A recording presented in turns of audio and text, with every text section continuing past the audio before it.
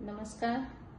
સમગ્ર દેશમાં જ્યારે આદરણીય વડાપ્રધાન શ્રી નરેન્દ્રભાઈ મોદીજીના નેતૃત્વમાં રેલવેની સુવિધાઓ મળી રહી છે, ત્યારે મેં પણ માન્ય મંત્રી શ્રી રેલમંત્રીજી અશ્વિની વૈષ્ણવજીને મળીને સાબરકાંઠા અને અરવલ્લી માટેની પણ કેટલીક જરૂરી રજૂઆતો કરી હતી, જેમાં ખેડબ્રહ્માથી હિંમતનગરથી જે ખેડબ્રહ્મા રેલવે લાઇન જે એનું કામ પૂરું થયું છે, તો ઝડપથી રેલવે શરૂ થાય એના માટેની માગણી કરી હતી.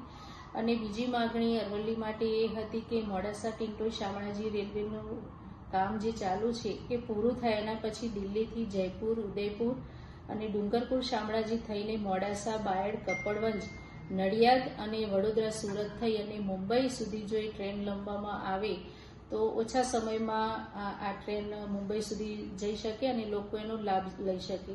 બીજું કે એક ટ્રેન અમદાવાદથી ખેડબ્રહ્મા લોકલ ટ્રેન જો શરૂ કરવામાં આવે તો લોકો ખેડબ્રહ્મા માતાજીના દર્શન કરવા પણ જઈ શકે.